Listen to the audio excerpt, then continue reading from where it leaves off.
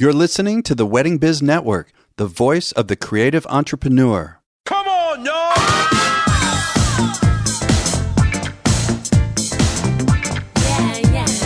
Hey everyone, it's Andy Kushner, host of The Wedding Biz, and this is another episode of The Next Level, in which I have a guest co-host, and together we talk about the interview of the week in a way that could help you bring your own business to the next level. Before I introduce today's guest co-host, I want to mention last week's interviews. On Monday, I had public relations expert Natalie D. Nice, who gave great tips on how to promote your brand. And on Wednesday, Simon T. Bailey, who's a very popular speaker and author who helps people shift their thinking and produce sustainable results, to talk about how best to navigate business during this pandemic. And we also had a conversation about racial injustice. And so today's guest co-host is Sean Lowe. Sean's consulting firm, The Business of Being Creative, is focused on providing practical advice to those in the business of being creative. Hey, Sean, welcome back again. Yeah, thank you, Andy. Really grateful to be here. Yeah, and I want to say congratulations, because your new show on the Wedding Biz Network is just incredible. You're up to what, like 8, 9, 10 episodes now, I believe. Yeah, I think when we're recording this, the 8th one's coming out tomorrow, so I'm very excited. Yeah, and I people should know it comes out every Tuesday. It's called The Business of Being Creative. You could search for that on your cell phone's podcast app, or go to theweddingbizNetwork.com to find The Business of Being Creative. So today's guest, want to urge you all to listen to it if you didn't actually listen to it. It's really fun. It was with Alex LaRue, founder and CEO of ALR Music, based in London. Alex and his team of music and wedding specialists provide the entertainment for over 450 Lux events around the world each year, with high-profile clients ranging from rock and roll to British royalty. So Sean, obviously this was of special fun to me because of my own music and entertainment company. And I think the world of Alex. I was able to meet him at an Engage and was really impressed with what he does. And one of the topics that came up was how he's really not trying to emulate generic party bands. I mean, I could really resonate with this, but rather comes up with these bands, and he has other acts too, but these, at this point, as of today, 12 10-piece bands that are more like national acts in the sense that they each feel a sense of ownership. You know, each band has their own identity, really a brand identity. It's always the same people. It's not, rotating. This is a really very strong group of acts. How did you feel about that? Well, I loved it, and I love your thought too. It's like, because he clearly makes a huge investment in having these bands play together and play a lot. Whether those, I think he mentioned, I don't know the exact number, but he controls like 8 or 9 venues, and he's really trying really, really hard to have his bands, as he says, he called it have a football team that was really working hard to get better and better and better together. Yeah. To be, and just by practicing their craft by playing together and really finding their own groove and their own vibe.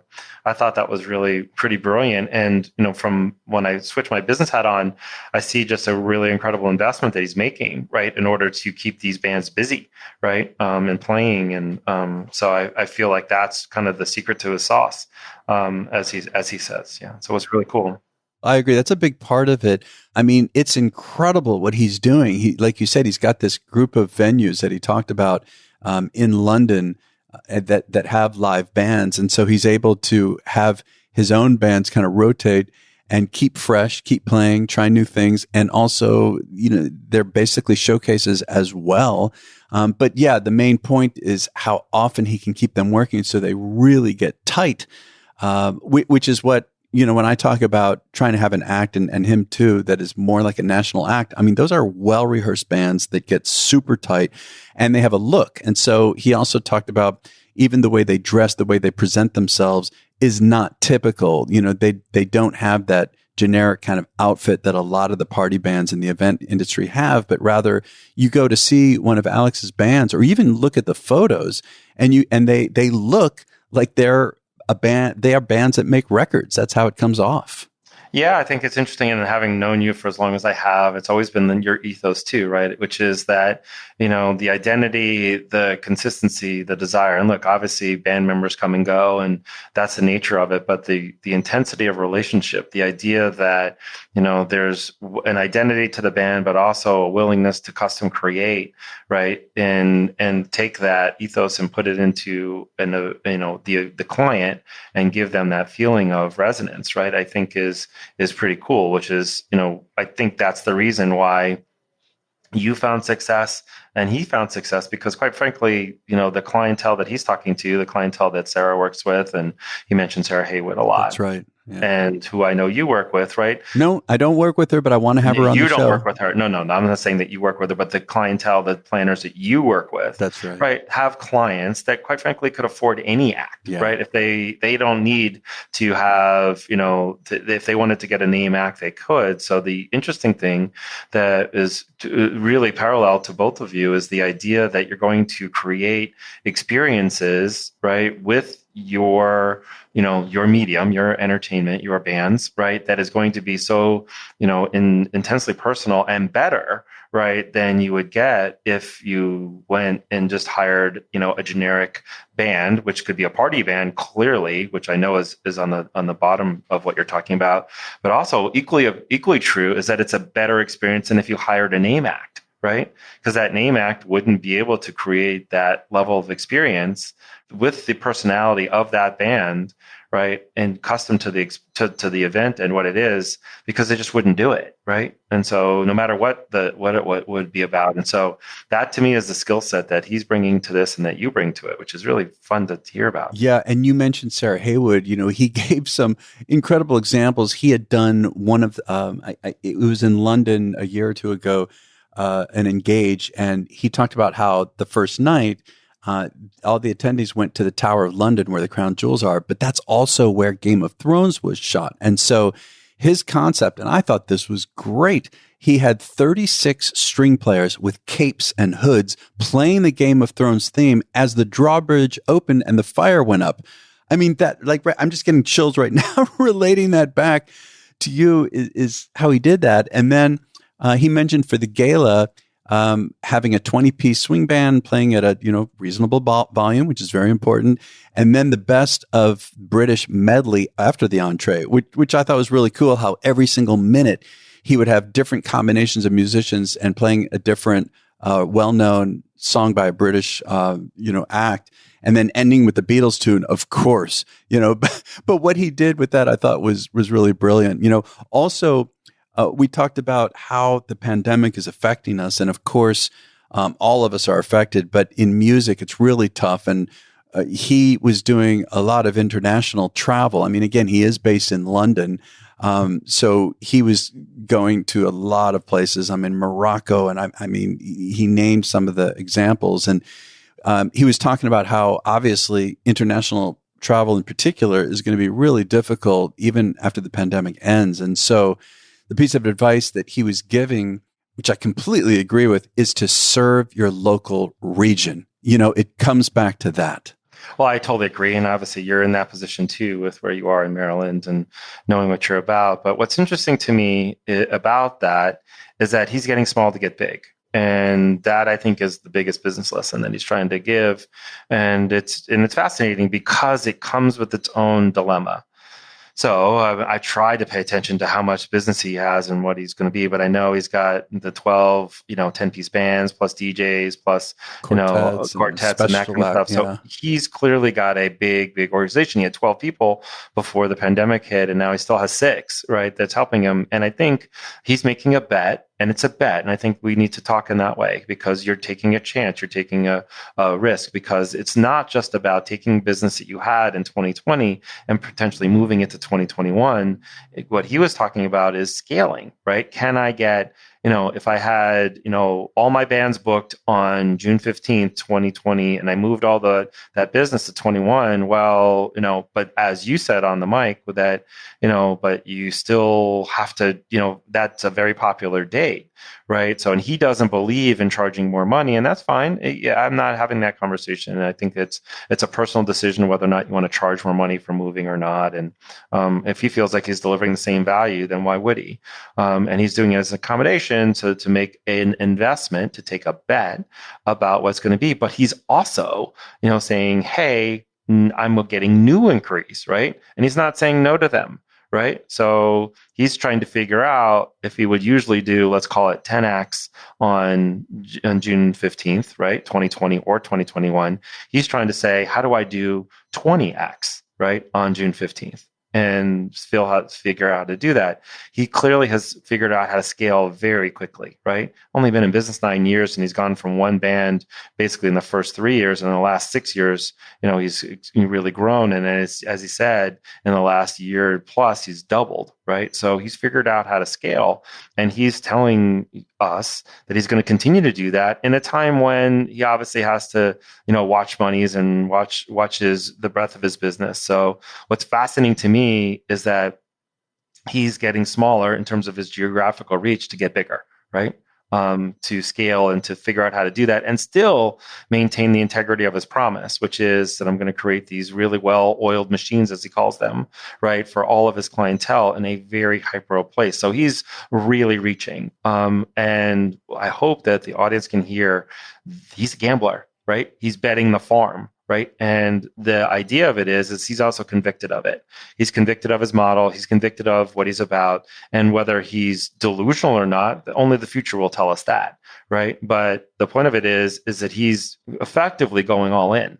And I think that that's a question that we all have to have in the following way, is that he's making a fundamentally different promise and trying to say to himself and to the world that he will fulfill it, meaning that, hey, I'm going to take all of my acts and all the 400 acts. I'm going to do it. I'm going to then do 600 acts, and they're all going to be in London, and they're all going to be amazing, right? Great effort. He feels that probably he can get the business, and clearly he's getting the inquiries for that business. But what he's trying to say is, like, I will be able to come out of this, right, with more business in 2021 than I would have if I had 2021 and 2020 together, right? That is a crazy aggressive statement, and I love it. Right. But appreciate the risk and the intentionality that he has in order to do that, and what he is doing in order to make that come to life. Right. So that is something, that a lesson that I hope that everybody takes, is that, are you willing to go as far as he's willing to go? Because he's betting the farm. Yeah. And I also want to talk more about how, in addition to what you're talking about with the scaling, how can we serve the local region? And so many people on this show, like I remember when I interviewed Brian Raffinelli, I said, Brian, what is it that how are you spending your time now that things have slowed down so much? And he said, I'm busy as hell. I'm talking to every single client that's on the books regularly. I'm staying connected with them, staying connected with my creative partners. I remember Colin also said that, Colin Cowie. And so I think each of us need to reach out, if we haven't done it yet, to not only our peers in the business, in the industry, who can support us, can refer us, nurture, which I think is really important, but also to reach out to all those clients and not wait. Even those of us on the music side, who we really don't have to speak to these clients till a couple months out, to call them ahead of time. And I've been doing this, Sean. I've been reaching out to my clients, even who are scheduled for June of next year, and just saying, how you doing? I'm thinking about you. I can't wait. And the response I've been getting has been incredible. So I think that's something we can do. Well, I think it's, of course, important, and you have to have that. But I think what's really more important is that you can't have that conversation in a vacuum. It's not just saying, hey, how you doing, right? Because it's nice and it's empathetic and it's a very human thing to do. But what Alex thinks and what you're saying, which I think is really important, is that we know who we are. We know what we have. We know the promise we're going to make to you. We know that we've been doing this, we've been doing this enough to know that we're confident in our model, and that if you have a choice to choose somebody, are you going to choose the person who is investing in saying, what he's saying is, I'm going to be very comfortable, doing as much business as I possibly can in the UK, right? As much business as is permissible, because that's my investment. I know my market so well. And what he's saying, and what hopefully you're saying, is that I know my DC area market so well, right? To turn it to you, right. that if you have a choice, which one are you going to hire? Someone who has been basically starving for the last year, right? Without thinking, without doing the work, without being part of it, without kind of thinking what I have to do other than just to figure out how to survive, how to hibernate for a year, or he's going the opposite path, as are you, as are what you and Robert are doing, which is, we've been around for a really long time. Yes, this is a tremendous shock to our system, but we'll be here on the other side, right? And we will be here to be the most professional, most trusted resource for you to make sure that, we are satisfying two needs. One is, we are going to give you every bit of the emotional return you're looking for in terms of what you want for your entertainment, but also the confidence to know that we're sitting here thinking how to be fantastic when the world opens. And the world will open again, right? And that's what he's saying. And so what he's saying is like, yes, I'm not going to kind of get ready to do destination because I'm just going to foreclose it. And that you're doing the same. Well, not foreclosing, but just we know we got a focus logo. No, he foreclosed it, right? He's like, I will be ready whenever that time might come, but that time may never come for me. That's what he said. And I think that that's a really important point, is that he's just going to focus really hard and not, be in a place where he's going to sit ready to do destination, because he's just not going to do that, right? He's going to focus on what he knows best, which is London. That is his sweet spot. That was his home. That is his home. He can do crazy creative things like what he did for Engage, and he's going to own the market, right? And as are you in Maryland, and that take your creativity and the ability to know your market so well as to give ultimate confidence, right, in what you're doing. Now, how does that help the rest of the audience? Is like, if you know what you know, you better really know it, is what the lesson is, right? Right. Well, that is all we have time for today. I want to thank everyone for listening. And Sean, thank you so much coming on the show again. Yeah, it's really awesome. Anytime. I love it. Yeah, I want to first give the site for Alex's company. It is alrmusic.co.uk. His Instagram handle is at alrmusic. His Facebook is at alrmusic1, the numeral 1. Of course, you can find all of this in the show notes at theweddingbiz.com. And Sean, your site is thebusinessofbeingcreative.com. And again, I want to urge everyone to check out Sean's show, which comes out every Tuesday morning, called The Business of Being Creative. And next week, I want to mention on Monday is Kunbi Odubogun. She founded and runs Perfect, which is a wonderful, wonderful virtual space dedicated to celebrating weddings, parties, home decor, career, and travel.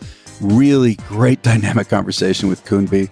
And then next Wednesday is an interview with our event peeps who founded the Washington, D.C. and Chicago event coalitions to advocate during the pandemic on behalf of a network of hundreds of small businesses and contractors in the event industry. You all definitely want to check out next Wednesday's interview, and we'll catch you next week on The Wedding Biz.